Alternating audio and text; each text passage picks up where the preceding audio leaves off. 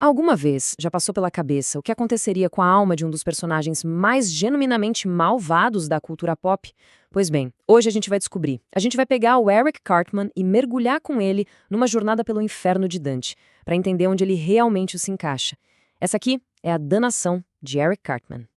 Então, a grande pergunta é essa: onde é que uma alma como a do Eric Cartman realmente pertence?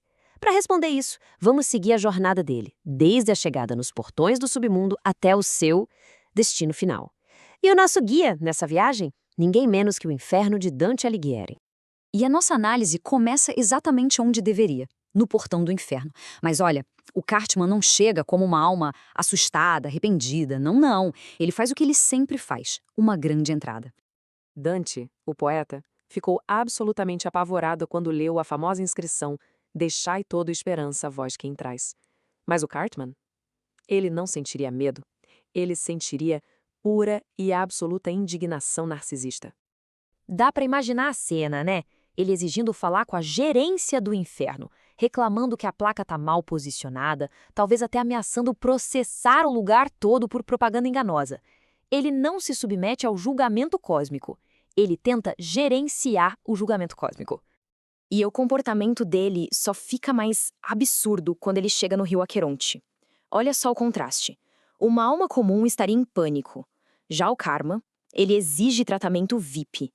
Ele não demonstra nenhum respeito por Caronte, o barqueiro demoníaco. Ele tenta pagar a passagem com Carman Bucks e fica gritando os bordões dele para uma entidade do inferno. E claro, ao ser confrontado, ele apela para o clássico: respeitem minha autoridade. Essa atitude desafiadora, como era de se esperar, só rende para ele uma bela pancada com o remo de Caronte, antes dele ser jogado sem nenhuma cerimônia dentro do barco com o resto das almas. E toda essa prepotência leva ele a um momento decisivo, o julgamento oficial. É aqui que a alma do Cartman vai passar por uma auditoria completa com Minos, o grande juiz do inferno. E que auditoria do mal que vai ser essa? Só para dar um contexto rápido, Minos é esse juiz bestial que analisa os pecados de cada alma que chega. O número de vezes que ele enrola a cauda de serpente em volta de si mesmo é o que determina para qual círculo do inferno a alma vai. É um sistema bem direto, bem burocrático. Só que com o Cartman, Minos encontra um problema. A cauda começa a se enrolar.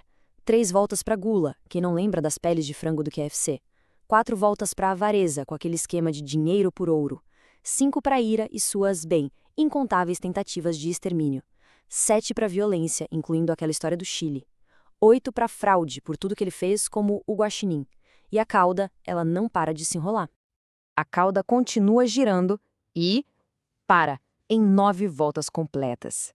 O veredito final. O círculo mais profundo do inferno. Mas por que 9? O veredito final é por traição.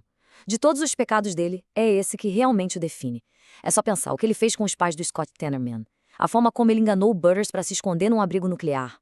Essas traições selaram o destino dele no lugar mais sombrio que existe. Com o julgamento feito, a alma do Cartman simplesmente despenca.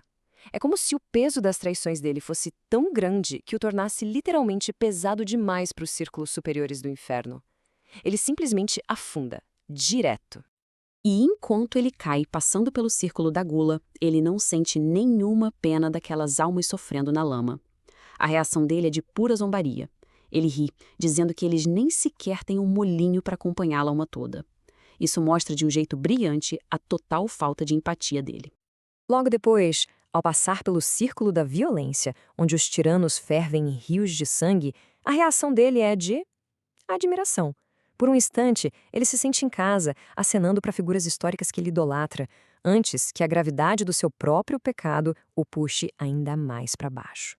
E assim, a gente chega ao fundo do poço, ao destino final. Esqueça fogo, enxofre. Aqui só existe um frio absoluto e eterno. Bem-vindo ao lago congelado dos traidores, o 9º círculo, o Costo. O Cócito, então, é esse imenso lago de gelo onde os traidores são castigados.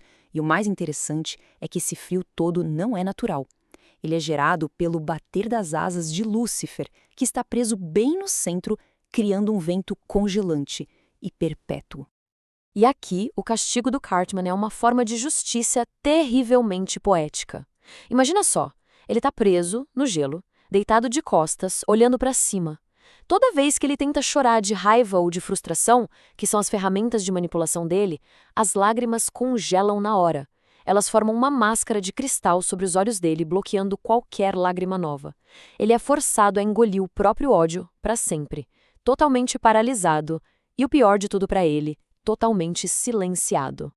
Pense no que isso significa de verdade. A punição suprema para um mestre da manipulação, alguém que viveu para controlar todo mundo, é a impotência total. Ele não pode se mover, não pode falar, não pode nem usar as lágrimas falsas dele. Absolutamente nada. Mas a história não acaba aqui. Tem uma última reviravolta. Uma reviravolta teológica que muda a perspectiva de tudo que a gente viu no desenho até hoje. E essa reviravolta levanta uma questão. Peraí, quando exatamente a alma dele caiu no inferno? A resposta para isso pode ser a parte mais chocante de toda essa análise. Na teologia de Dante, acontece uma coisa bem específica com os traidores. A condenação deles não acontece depois da morte. A alma deles cai no inferno no exato momento da traição. Isso quer dizer que a alma do Cartman foi condenada no instante em que ele serviu aquele chile para o Scott Tenorman. E o corpo que a gente vê em South Park desde então é só um receptáculo vazio, possivelmente habitado por um demônio. Isso explicaria a completa falta de consciência moral dele nas temporadas mais recentes. O que a gente vê na Terra é só uma casca oca, cuja alma já está presa, congelada no fundo do inferno, revivendo sua própria impotência para todo sempre. E isso nos deixa com uma reflexão final. Para um mestre da manipulação, que inferno poderia ser pior do que ser completamente impotente, forçado a engolir o próprio ódio por toda a eternidade?